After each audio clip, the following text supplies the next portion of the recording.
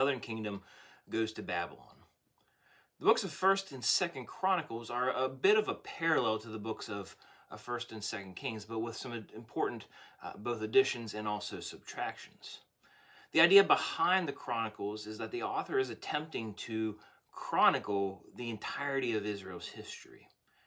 So what you find in these two books are not just what we talked about last week, a rehashing of what we've been talking about the last 2 weeks, but a conglomeration of different ideas and works.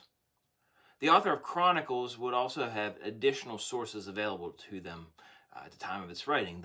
This book is written somewhat towards the end of the exile period for the nation for Judah, the southern kingdom, when they were in Babylon. So we would also have the writings of Isaiah, the writings of Jeremiah, Psalms, and Proverbs, just to name a few. And because of that, this is more than just a historical book, more than just, like I said, a rehashing of what we talked about over the last couple of weeks.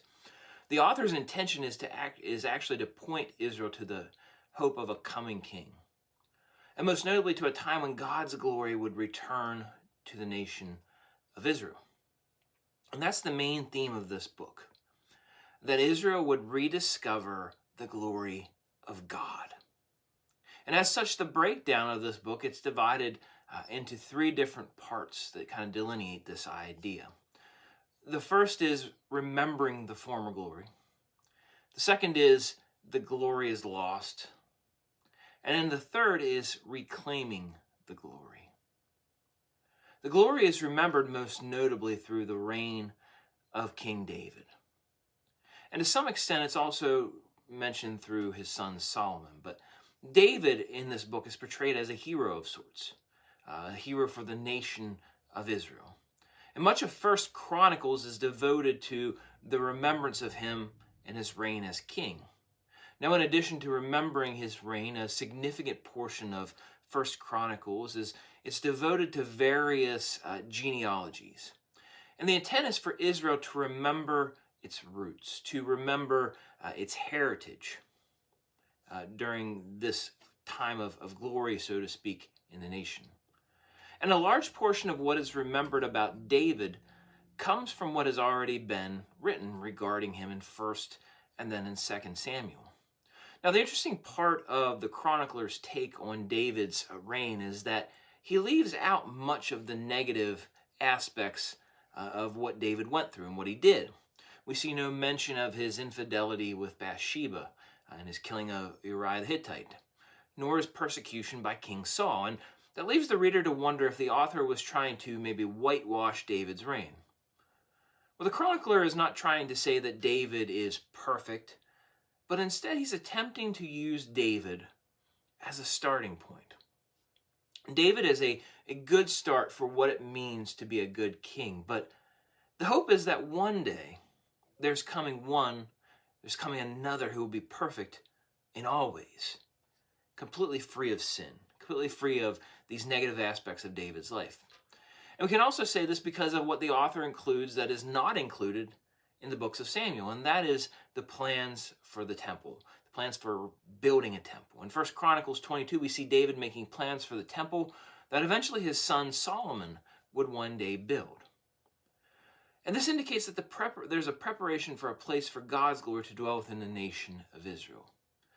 The construction of the temple, it foreshadows the new covenant of Christ, in which God would dwell not in structures made by human hands, but instead he would dwell within humanity itself through the Holy Spirit. So the glory is remembered, but then we find that the glory is lost. And we know from our study, last week that there were a number of good kings and also a number of bad kings who reigned in Israel and also in Judah over their histories. We saw examples of what it means to be a good king and follow after God, and then we saw examples of what it meant to be a bad king. Interestingly enough, after Solomon and the division of the kingdom, the northern kingdom, it's not mentioned at all by the chronicler in his work here. So it would seem that it's safe to say that the author is from the southern kingdom, whether from Judah or Benjamin. Especially with the reference to the returning Jews from exile, at the end of this book, we can definitely say that he was from the southern kingdom. So through the obedient kings of the south, we find blessings and successes. But through the disobedient kings, we find hardship and failures. And these kings were meant to serve as character studies, so to speak. They were meant to speak to future generations so that they will be faithful to Yahweh and to the Torah, to the law. And this portion of the book serves to remind Israel that the glory of God can depart from them. And in this case, it was their disobedience that eventually led them into exile. It was their disobedience that caused them future hardships. And literally the presence and glory of God that filled the temple after Solomon's prayer at the beginning of 2 Chronicles. And his prayer of dedication, it leaves the temple as Babylon conquers Jerusalem, as you can read about in Ezekiel, which we'll get to in a couple weeks. So the end of these two books, it speaks to the hope of a return of the glory of God. And it speaks about the return of the exiles from Babylon and also the return to Jerusalem. And this is a chance for Israel to reclaim the glory, to reclaim that glory of God through their obedience to him and also his law. And this may not be normally viewed as a prophetic book by many, but a goal of it is to point Israel to the day of a greater David, the day when the glory of God would one day return. And it points to Jesus, the only true hope that we will ever have in this life.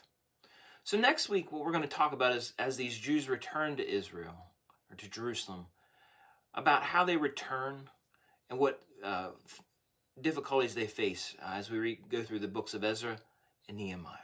I hope you have a great week, and we'll see you next week.